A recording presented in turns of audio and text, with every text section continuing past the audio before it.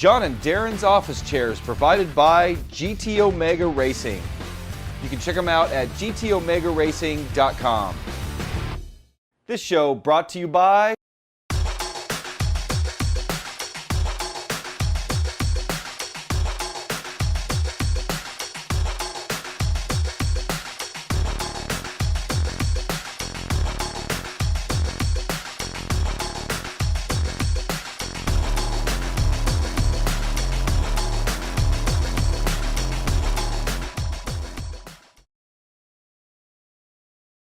Welcome to This Week Inside Sim Racing, November 25th edition.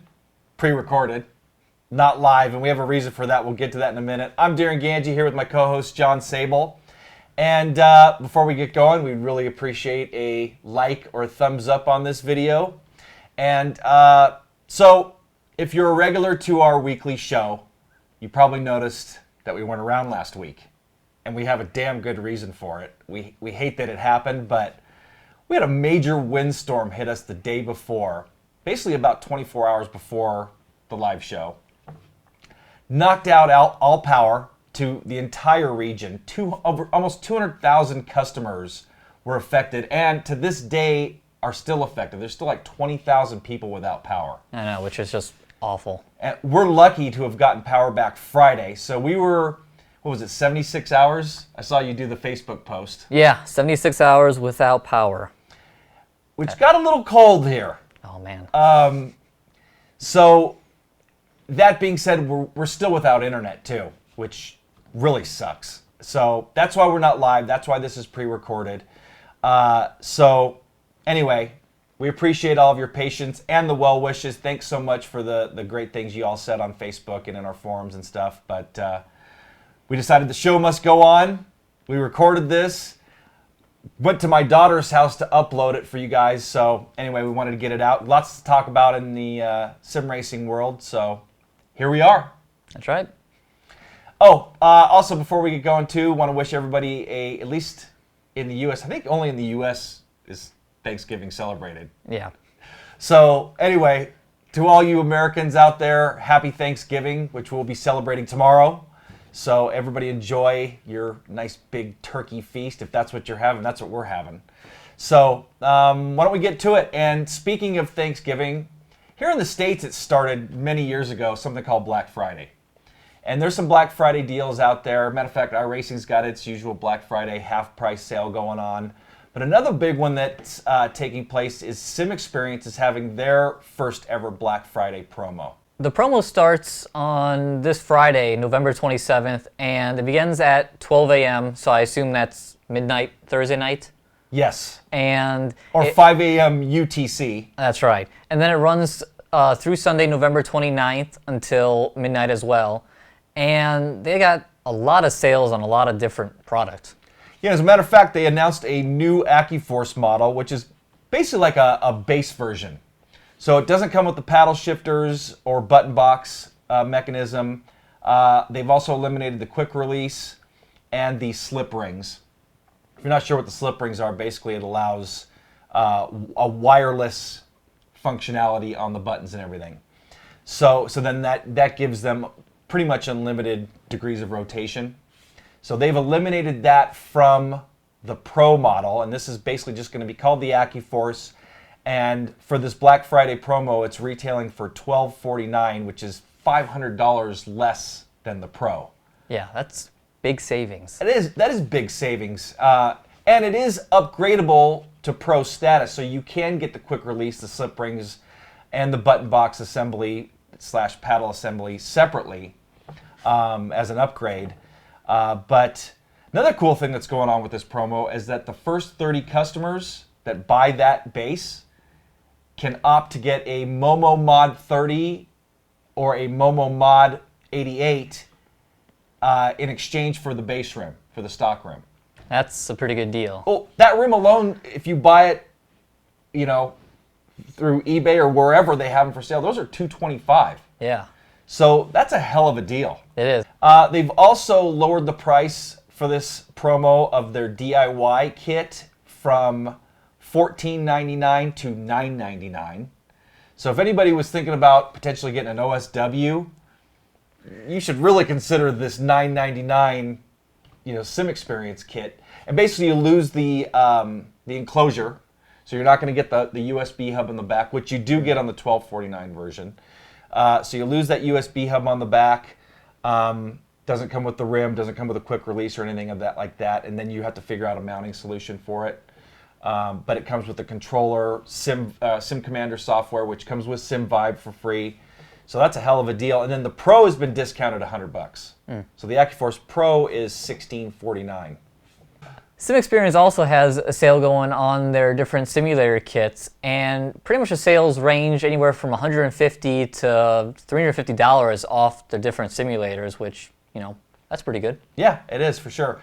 Sim Vibe and the Butt Kicker Mini LFE are also discounted. Sim Vibe's 20% off, and the Butt Kicker Mini LFEs, and that's just the Butt Kicker itself, doesn't come with an amp or anything. Those are 10% off, so $85.50 each, and limited 8 per customer on those. The other ones are limited 1 per customer. So the AccuForce and the stage kits, those are limited to 1 per customer. So anyway, that deal is going to be going on. We'll have a link in the description here to go directly to their Black Friday page. But man, if you're interested in getting one of those, especially that deal on that base, because it's the first 30 customers. Oh, and that AccuForce will ship immediately. They have those ready to ship. So, and something real quick too, I wanted to mention that Bernie told me at Sim Experience, because I asked him, why are these available for immediate shipment, but the Pros are not? And basically it's because that button box mechanism is probably the most labor intensive piece in the whole AccuForce Pro setup. So those slow them down in their production down. So that's why that wheel is still on the pre-order or batch status. Where this one, basically they're just putting everything in a box and shipping it ready to go. They don't have to assemble those button boxes. So if you were curious about that, that's the reason why. Well, and also, I'm kind of surprised we actually haven't heard more about Black Friday promos. I remember last year, doing a blog post, and there was a ton of them going. Actually, you know what? Fanatic, I think, has one. I saw them mentioning something, so maybe check their blog. And the guys at Next Level, Pagnian, have a Black Friday That's deal right. going. No, I think you're right, but I'm a little surprised because here we are a couple days before, when that all fires up, and haven't heard too much. Been a little quiet. Yeah, I agree. So next up, we got some iRacing news, and we've been talking about Glenn McGee, who was doing the Mazda 24 shootout, which basically gave him and another iRacer, Richard Eklund, a chance to win a $100,000 racing scholarship. And this is a program that Mazda's been doing for a while, and we've been talking about how Glenn was in it in the final 8, and then we talked about how he made it to the final 2, and we didn't hear if he'd won. Well, Glenn, congratulations, and everybody out there, you might have already heard, Glenn won it. Yeah, that is pretty freaking awesome. And as a matter of fact, we got a video we're going to roll right here. It's like a 7-minute piece that iRacing put together on that whole shootout, or what took place in the what was it, North Carolina, at the Motorsports Park. I believe so. It was raining. Anyway, let's roll it.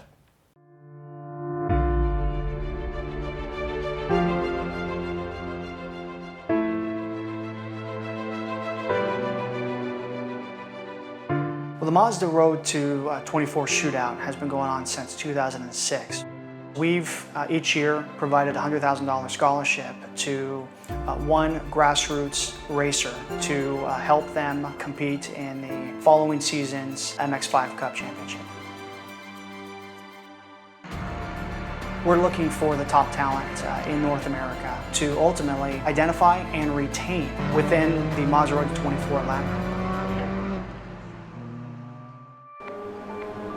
iRacing provides some of the most talented drivers a platform to build their skill set like no other technology out there. Certainly, many of our top professional drivers use the iRacing platform, and they'll compete against some of the most talented drivers in the world. So our partnership ultimately helps us to identify some of the most talented individuals around. Through the iRacing partnership, we're able to uniquely identify some of the very, very best, and hopefully we'll find some of the untapped gems in the world. I started sim racing, I started off in consoles. When you get real serious, you have to move up the simulations. So in 2010, I started on iRacing and began developing myself as a simulation driver more and more, competing against the best guys. I started iRacing in 2012. It was introduced to me by Dylan Murcott. He's my good friend. I used to go over to his house and stuff, just do offline iRacing. One day, we hooked up to my internet, which could support the online stuff, and pretty much ever since then, I was like, okay, I need to get this. I really loved the MX-5, just how the competition is just really tight in there. It's really cutthroat and fun. I've done some interviews for the shootout, and I think they've gone really well. Better than I would have thought, but they are very intense conversations with high-level Mazda representatives. The person who wins the Mazda Road to 24 shootout is going to have to be very well-rounded, not only in their driving ability, but off-the-track efforts. It's the value that you can provide your partners. Ultimately, it's the sponsors and the partners that help the driver continue up the ladder. I'm pretty calm for the on-track stuff. I feel like I'll do really well on that. We'll see how it turns out, but I feel confident about it. Surprisingly not nervous at the moment, but I mean, when I wake up in the morning, I'm sure it's going to be a lot different when I'm strapped into the car, ready to go.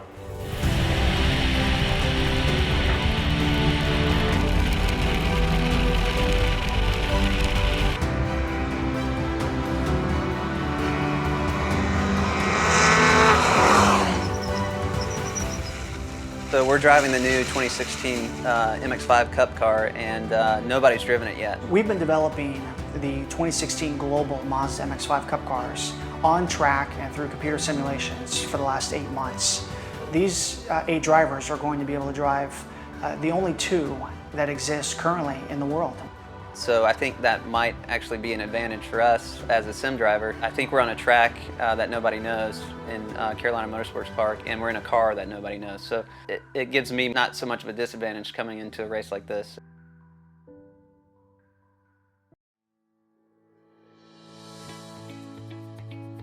Yeah, I just got out of the car. I was kind of actually nervous going out there because the conditions look pretty bad out there, but car's got a ton of grip. The gearbox is seamless, and it just handles fantastic. Yeah, I feel a lot better now after that warm-up. So next, we're gonna do a 20-minute session, and it'll be judged. And we'll come in and do data based on that session and see where we can improve, talk about how the car handles. They're gonna judge us on how we interpret the car and how we interpret the data. So I think I'm still learning out there, but I think my times are reasonable, and I can feel a lot of time in the car. So my next couple of sessions, I'm going to start pushing really hard, and hopefully I can put a good time up there. The first session was pretty good. I was still taking it, pretty easily. It's kind of slippery out there, but it's not too bad. And then we went over the data. All my braking points and everything are good. I'm getting to the power where I need to. The only thing that I need to work on is I need to come off the brake a bit sooner. I went over the data from last session with the data coach, Andrew Carbonell, and he gave me some pointers out there. I think I applied what he said okay. It presented some new problems for me that I had to work around. The day was challenging. The weather conditions varied throughout the day. In the afternoon, they got even more difficult. Rain really came down much harder. As you can see right now, it's coming down. The impressive thing is the competitors, they all got quicker in almost every single section. It tells us they're learning. The judges will convene this evening. We're going to make a decision on whether we have a clear winner or we need to bring back a select few to run tomorrow morning to gather more data and then make the decision.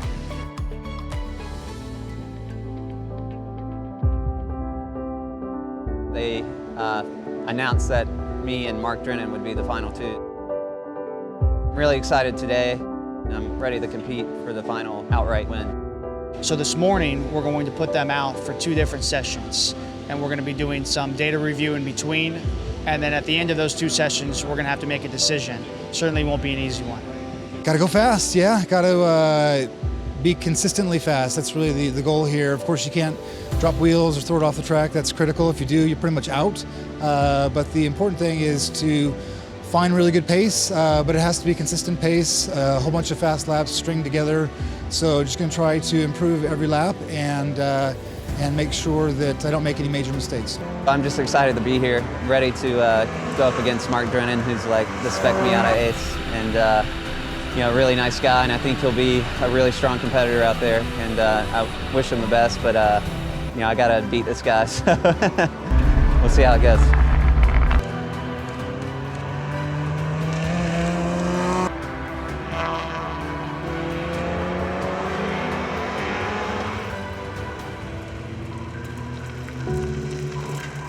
I had a great day today. I think we put in consistent laps. We applied what the data coaches were telling us and had some quick lap times. So I think that's what they were looking for, and I hope it's enough to get me through. I feel comfortable. I won't be sleeping very well the next couple of nights, but I'm just really happy to have come here and had fun. I really had a great time the whole time. Either outcome, I think I'm going to make the most of what I've learned from it. So it's been a great experience.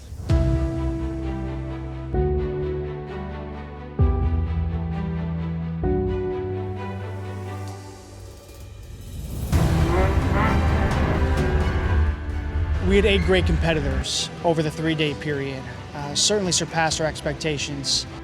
With all of our Mazda competitors, it's our hope that we can continue to foster the relationship, but we just want to see these young drivers succeed. However it happens, we're here to help. We can't wait to see Glenn on track next year and see how he can compete in the battery tender MX-5 Cup Series. Everybody here at iRacing is pulling for him.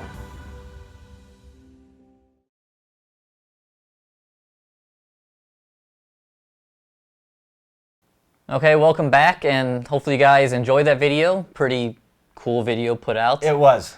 And yeah, again, congratulations to Glenn. And we're hoping to have him on the show. We've been trying to get that all figured out, but unfortunately, internet. Yeah, we need internet back. But Glenn wants to come on the show, and hopefully within the next couple weeks we'll have him before we take our 3-week break. And then next up in iRacing winning cool stuff news, past weekend, was the NASCAR finale in Homestead, Miami. And as in every year, iRacing honored their peak antifreeze NASCAR champion, which is our friend of the show, Kenny Humpe. Yep. And congratulations again, Kenny. We had already talked about that. He won. I didn't know it had gone up to 15 grand. It was originally 10 grand. Yeah. So that's a good chunk of change. Clearly bringing on a title sponsor like Peak, good things happen. Yeah, exactly. And he got the big fat NASCAR champion ring, which is really cool. So anyway, that took place last weekend at Homestead. Like John mentioned, has every year that iRacing has had this, all the way back to Richard Towler winning it, 5-6 years ago or whatever it was. So anyway, that would have been fun to be there for that and watch your buddy, your hero, Jeff Gordon's final race. Yes, which is kind of a bummer. He finished 6th. He finished like I said, very few people finish on top. He came damn close. He was competing for a championship, running top 10, finishing 3rd in points on the season. I call it a good, successful career. Yep. Yeah, for sure. Well, 4 championships, tons of wins. Yeah. So, anyway, yeah, that took place this last weekend in Homestead. And finally, while we're still on the subject of iRacing, they had a blog post that announced a ton of future content coming.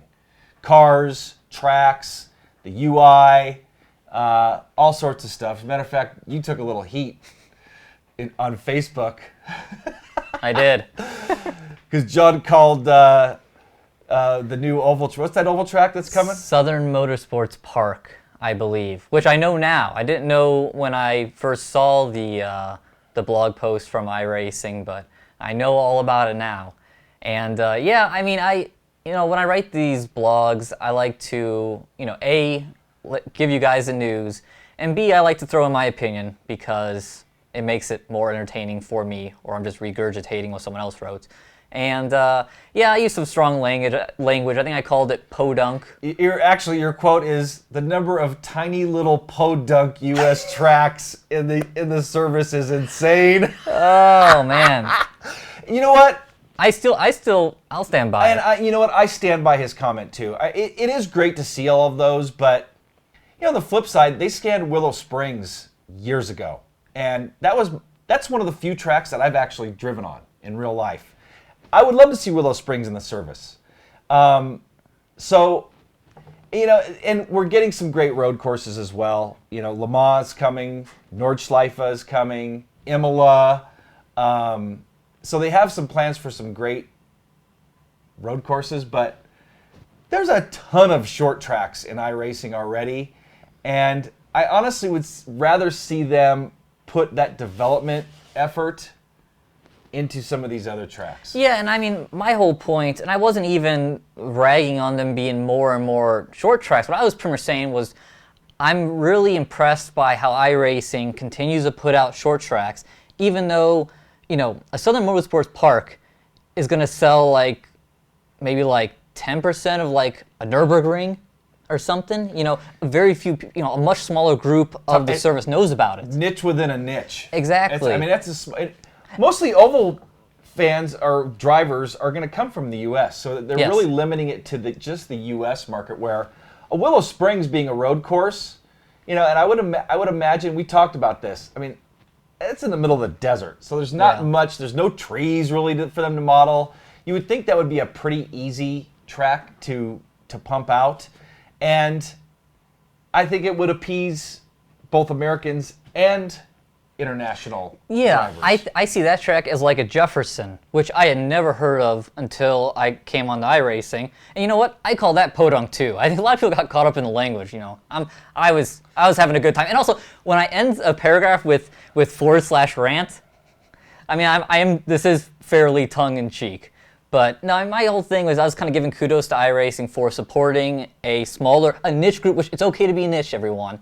Sim racing's a bit niche in the overall gaming world, so it's don't get all up in arms about that. Well, it was the oval only guys that got really the short track, and I specifically said short track people because every time a new track's announced, Le Mans announced in the forums, and people were like, "Where's this dirt track in my backyard? Where's is it?" It's always and people and I feel like people will do that too with road courses, and it's like, guys, stop being about you.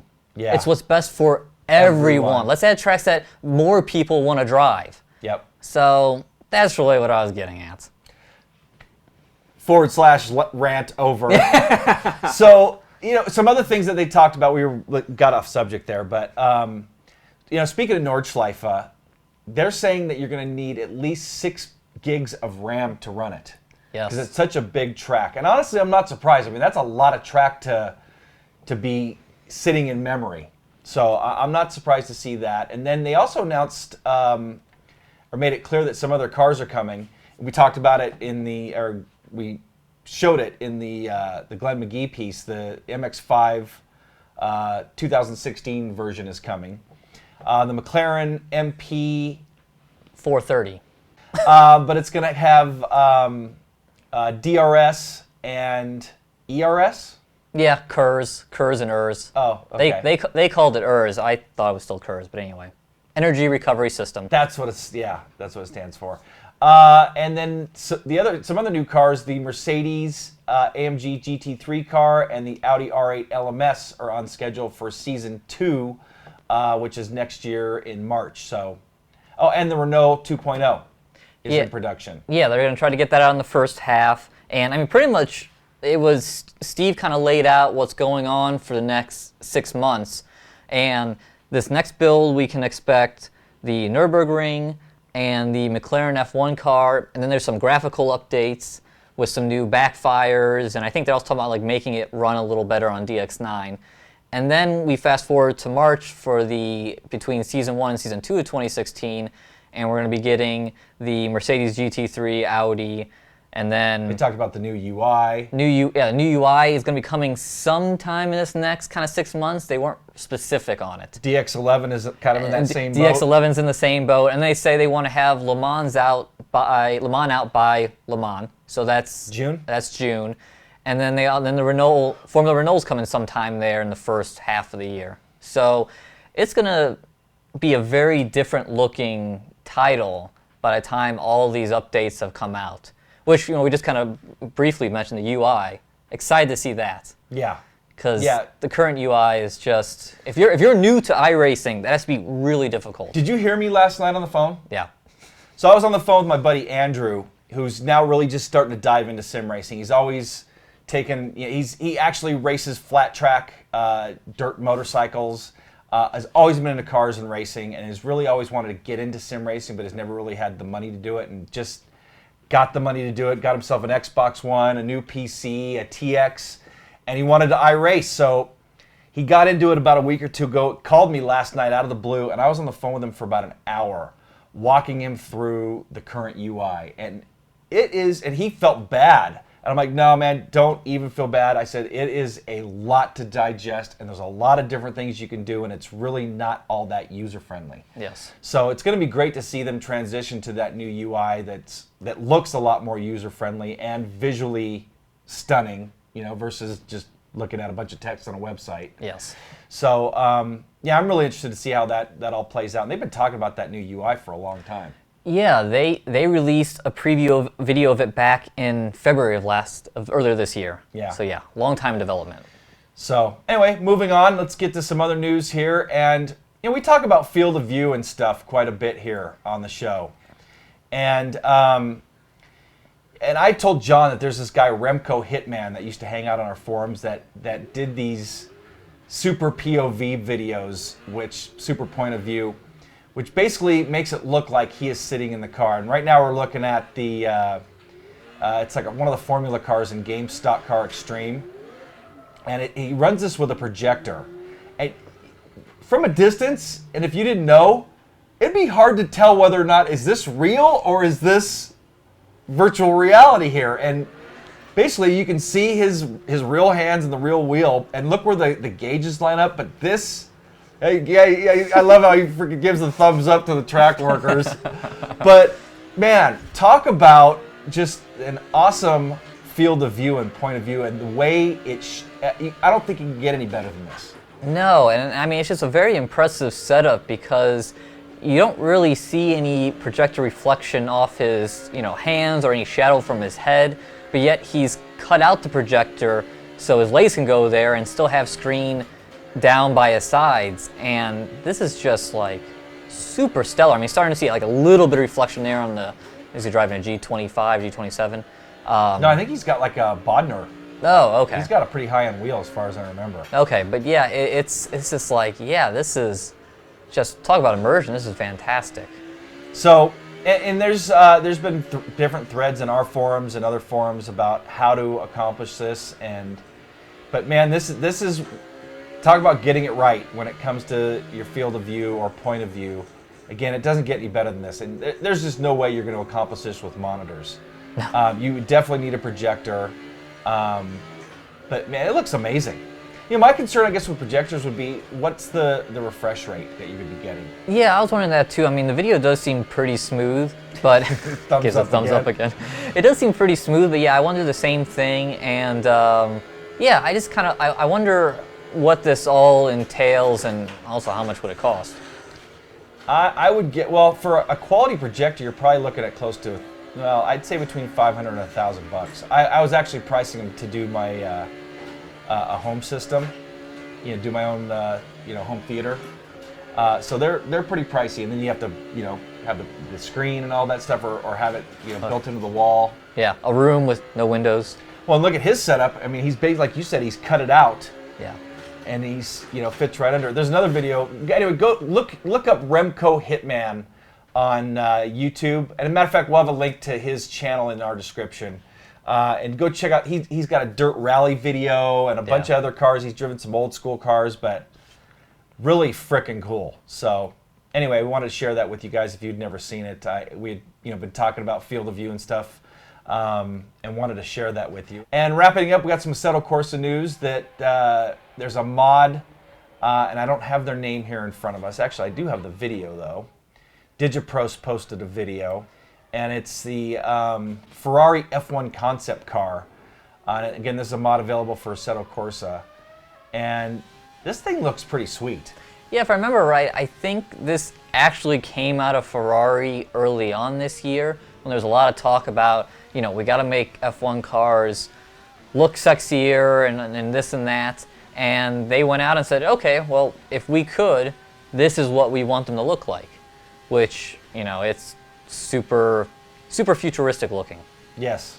Yeah, it looks really cool. Speaking of good, nice point of view, look at the point of view that Digiprost has here. And we'll have a link to this video as well in our description. But he's got he's using a GoPro here. But he's got a pretty realistic point of view going. Yeah, no, that looks really good. You know what else? Another way you can get a better feel for a person's point of view. Maybe we'll need to do some videos like this and try to get your bat BenQ set up with a proper point of view. You got to run it with a GoPro, because then you really get exactly the view that you're looking at through your eyes, because that the GoPro's mounted right to your head like that. Yep, and I do have the little head doodad, which when I've used before, I've always tried to mount it between my eyes to get nice and low. Yep, because I got it too. That does make a difference. When you have it up on your forehead, it looks like you're sitting on top of your head. Yep. But no, this is good. Yeah, it is good. And so back to this video, this mod is available, and I'd definitely like to check it out. I read some stuff that it's really fun to drive. It's not like that Red Bull futuristic F1 car in Gran Turismo that came out that it drives more like an F1 car or a futuristic F1 car. So anyway, I thought it was pretty cool. I wanted to share this with you guys, and kind of stole Digiprost's video. But anyway, I'll have a link to his description. Go ahead and, if you want to watch the whole thing, check it out in our description. And it's not stealing, it's cross promotion. It is. And we're just reporting the news, because we don't have it. No. We might have it if we had internet. Yeah, it's been a slim blogging week for me on the website. Yeah, and it's been tough to do everything. Yes. Speaking of website, our new website, by the time you watch this, should be live. And it's in transition, so come check it out. Give us your feedback. Come to our forums at isrtv.com/forums, which you can also find here in the description. Tell us what you think of the new website, the new layout. We'd really like to hear your feedback. And we spent a lot of time getting that together. Some more changes are going to be coming. We're going to update the forum again to match that new design. So anyway, let us know what you think. So anything else before we go? No, I mean, I guess just give you guys a little bit of an update what we've been working on. Like I said, we've been stormed in, or well, not stormed in, internet out. But and without power, we couldn't do anything. Oh, without power, we really couldn't do anything. Yeah, I mean, like this, we're able to film at least, have lights, camera, action. But, without internet, we can still work around it. But without power, we were dead in the water. Yeah, I was driving around in my car to charge up my cell phone. But yeah. once we did get power, we did get a few things filmed, including the BenQ triple screen review is coming, shooting to have that out on Monday. And also shot a PlayStation 4 wheel buyer guide. Yep. And today we actually shot the Fanatec Club Sport V2 wheel review for the PC and PS4, and then we're going to be doing a separate piece of us talking about how it functions and performs on the Xbox One. Also going to do Fanatec Club Sport handbrake review, and the Bowden Solutions BLC, I think it is, T3PA, yeah, Bowden Load Cell T3PA mod. Do we have those pedals sitting around here? Oh, they're sitting I got over them over there. there. Got that mounted yesterday, and we're going to have that done here, within the next few weeks. So, and hopefully you've seen our GT Omega Art chassis review. We had our good friend Molly Allen edit that for us, and she's going to be doing some more editing for us. She did a great job on that, and we really appreciate it. So, hopefully you've checked that out. And if you haven't, check it out. It's we pretty proud of that piece. Thought it came out well. Yeah, a lot of good comments so far. Yep. So we missed you guys. This would be normally Q&A time, and we really missed you guys. Another thing, too, we had 2 interviews lined up. Budding race car driver Ariel Biggs. She's posted a video in our forums, has done some sim racing stuff as training, and actually has trained some individuals with sim racing at the, it's a museum in Oregon. I can't think of the name of it off the top of my head. Something, World of Speed, I think it's called.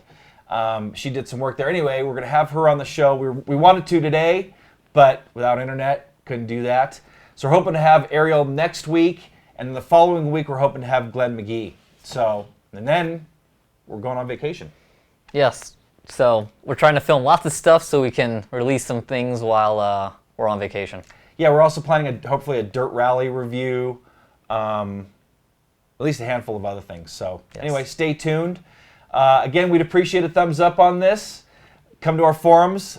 Again, you can find the link to the description. Like us on Facebook, follow us on Twitter, subscribe to us here on YouTube. Almost at 100,000 subscribers. We're going to hit that any day now.